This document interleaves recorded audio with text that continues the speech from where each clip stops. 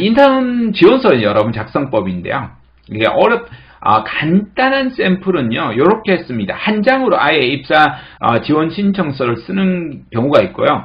또 하나의 양식을 보면 거의 뭐 입사 지원서, 그러니까 이력서하고도 거의 뭐 똑같은 뭐 형태다, 이렇게 보이는 부분도 있습니다. 그래서 여러분이 인턴 지원서가 한 장이라고 가볍게 여기지 않도록 하는 것이 되게 중요합니다. 저는 이력서를요, 여러분 취업할 때만 쓰는 게 아니라 경력 관리를 하기 위한 전반에 우리의 경력을 담는 기본이라고 봅니다. 그러니까 이 기반을 다지는 거기 때문에 굉장히 소중하게 다루는 것이 좋겠습니다. 자, 이런 인턴 지원서의 가장 핵심 포인트는 뭘까요? 여러분 인턴 지원서도 그렇고 앞으로 입사 지원서도 마찬가지입니다. 가장 핵심은 직무라는 사실을 잊지 않으셔야 됩니다. 그래서 여러분이 지원한 인턴 직무, 입사 지원한다라면 입사 지원하는 직무가 뭔지를 보고 그 직무에서 요구하는 역량이 뭔지를 여러분 정확하게 분석을 해야지 무작위로 내 장점을 다 나열해서 산탄총 쏘듯이 쓰면 물론 그것도 장점이 많으면 얻어 걸릴 수는 있겠지만 명확하게 조금 더 초점을 맞추면 훨씬 더 효과가 좋겠죠. 그 다음에 기업 분석을 하고 업종이라는 것을 분석을 하시면 훨씬 더 여러분이 높이 평가를 받으실 수 있을 겁니다. 일단 기본적으로 여러분이 좋은 인턴 지원서나 입사 지원서를 쓰려면요, 기본적으로 커리어를 써야 됩니다. 그러니까 여러분이 이런 인턴 경험과 아르바이트 경험과 사회 경험을 여러 가지 동아리 활동 경험이라도 유사 경험이라도 커리어를 쌓는 게 가장 좋고요. 그 다음에 여러분 조금 더 세련된 형식으로 만드시고 간결 명료하게 하시고요. 조금 더 여러분 수치적으로 명확하게 수치를 보여주시고 어떤 경우에든 이게 비즈니스 라이팅이기 때문에요. 목적을 가져야 되기 때문에 직무에 초점을 딱 맞추시면 좋습니다. 항상 조금 미리 만들어 주셔야 됩니다. 4학년 2학기 취업할 때, 4학년 1학기 인턴할 때 그때 준비하면 느리거든요. 너무 잘 쓰기 어렵단 말이에요. 시간 생각보다 많이 걸립니다. 그래서 여러분 100번 손볼 생각을 하시고 미리 조금 만들어 두시면 좋습니다. 자, 만들어 주실 때 사진을 요구하는 기업이 있고 요구하지 않는 곳이 있는데요. 민간기관은 거의 다 요구한다라고 보시면 됩니다. 민간기업들은 요구를 하는데요. 사진 이렇게 찍어 두시면 안 되겠죠. 이분이 이제 블로그에다가 자기가 기자단으로 활동을 하면서요, 이렇게 찍으면 안 된다라고 해서 양복 입은 사진을 찍은 걸 올리셨습니다. 어떤 분들은 이렇게 이걸 또 보정해 주더라고요. 근데 이분 같은 경우도 이미 화장이 이렇게 다 돼 있으니까 보정이 가능하지 않을까 이런 생각이 드는데요. 그래서 보정하는 것보다는 아무래도 여러분이 제대로 이제 급할 때는 이렇게라도 해야 되겠지만 사진을 제대로 찍어야겠죠. 앞머리 같은 경우에는 남성분들은 아무래도 좀 깔끔하게 올리시는 게 좋고요. 넥타이도 좀 폭이 넓은 이런 넥타이를 매는 게 좋습니다. 치아를 활짝 드러내고 웃는 게 좋을까요? 입을 닫고 여러분이 사진을 찍는 게 좋을까요? 많은 분들이 이걸 헛갈려 하십니다. 과거에는 입을 닫는 게 정답이었습니다. 근데 지금은 추세가 조금 바뀌는 추세입니다. 활짝 웃는 것을 조금 더 선호하는 추세라고 보이는데요. 아무래도 입을 닫으면 조금 더 딱딱한 이런 표정이어서요. 그런 부분에서 높은 평가를 주는 추세로 바뀌고 있습니다. 다 그런 건 아니고요.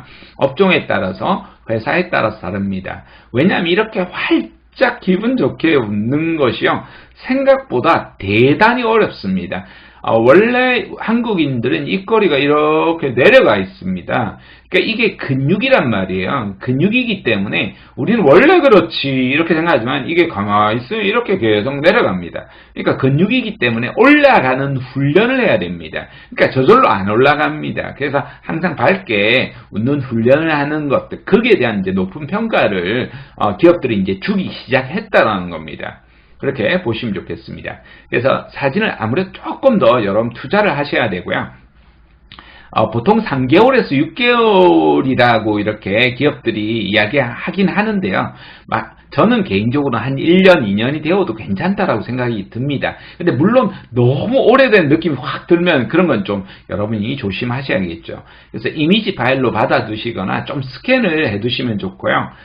취업 사이트나 공공기관에서도 무료 촬영이라든지 무료 편집하는 것들이 있으니까요. 적극적으로 활용하시면 좋습니다. 너무 화려한 막 눈에 띄는 이런 부분 조금 조심하셔야 되고요. 몸의 균형이나 밸런스를 여러분이 적절히, 물론 사진사가 아주 좋으면 그런 걸 잘 맞추는데요. 여러분 스스로가 조금 해주시면 좋고요.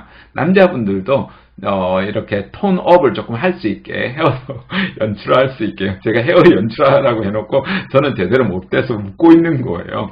그래서 평소에 좀 자유로운 여러분 미소나 표정들도 연습해 두시면 사진은 훨씬 더 경직되지 않게 찍을 수가 있겠죠. 자, 자기소개서까지 이야기를 해야 되는데요. 한번 들어가 보겠습니다. 자, 자기소개서는 여기까지만 말씀을 드리고 오늘 이야기를 마무리 지을 겁니다. 자, 자기소개서를 이제 기업, 입사 지원서와 마찬가지로 인턴에서도 회사마다 다 다른데요. 가장 기본이 되는 게 이 6가지입니다. 기업마다 서로 다 내용은 조금씩 다 다릅니다. 근데 이 전부를 아우르는 일관성이요, 뭐냐면요, 그게 직무입니다. 한국 사람들은 되게 솔직하고 정직하다 보니까 성장 배경하면 성장 배경만 쓰고요. 학교 생활하면 학교 생활만 쓰고요. 성격의 장단점 하면 성격의 장단점만 쓰는 거예요. 그런데 그것이 아니라 내가 이 성장 배경이 직무와 어떤 유관성이 있는지, 어떤 경험을 통해서 하게 되었는지, 학교 생활에서 내가 직무와 유관한 활동과 경험과 공부는 무엇을 했는지, 성격의 장단점이 직무와 어떻게 매칭이 되는지, 이런 이야기들이 이제 들어가 줘야 된다는 겁니다. 실패와 역경이나 지원동이나 입사 후 포부도 마찬가지입니다. 제가 만능 자소서라고 이야기하는데요. 여러분이 인턴 지원서에서 뿐만 아니라 앞으로 자기소개서 작성할 때도요, 이렇게 이 6가지를 가장 기본적으로 무엇을 기업들이 보는가 보면 좋습니다. 성장 배경과 성격의 장단점은 대인관계 역량을 중심으로 보고요. 그러니까 여러분의 인성이나 가치관이나 흥미나 적성이나 이런 부분을 볼 수가 있고요. 흥미나 적성은 아무래도 여러분이 직무 관련한 지식이나 기술이나 경험이 있는지 학교 생활에서 연장선상에서 이렇게 보게 됩니다. 그러니까 성격의 장단점이 이때 이제 소통 역량하고도 연결이 되어 있습니다. 그래서 여러분이 직무를 잘 이해하고 있는지, 자기 자신도 잘 이해하고 있는지를 보고요. 이렇게 해서 이제 지원 동기가 실패 역경과 함께 문제 해결 역량이 있는지, 위기를 대처하는 역량이 있는지, 어떤 역경이나 세상을 바라보는 태도가 어떤 태도를 가지고 있는지, 입사 후 포부는 목표 달성 능력이 어떻게 되는지를 본다라는 겁니다. 그러니까 여러분이 이렇게 기본적으로 기업들이 계속해서 변형을 하더라도 이렇게 기본적으로 요구하고 있구나라는 것들을 알고 준비하시면 조금 더 빠르게 유용하게 대처하실 수 있을 겁니다. 자, 맞아. 여기 깜빡했네요. 지원 동기에는 일할 의욕과 입사 포부는 직무 포부, 기할 부분 이렇게 쓴다. 이렇게 해서 화면 캡처 해두시면 좋겠습니다. 자, 이렇게까지 왔는데요. 여러분, 취업과 진로는 그죠? 그냥 말로 끝나지 않는다. 인턴 여러분 성공하기 위해서도요. 오늘 들었던 이야기들 즉각적으로 실천을 하고 여러분이 그 정보들을 찾아보려고 하는 노력들을 기울이는 것이 무엇보다 중요하겠죠. 그 과정에서 여러분 궁금하시거나 인턴을 떠났어도 취업이나 진로에서 어려운 부분이 있거나 하시는 부분이 있다면 언제든지 저에게 문의 주시면 제가 성심성의껏 답변을 다 드리도록 하겠습니다. 혹시나 오늘 강의가 좋았다 이런 생각이 들면 유튜브 구독과 좋아요도 환영합니다.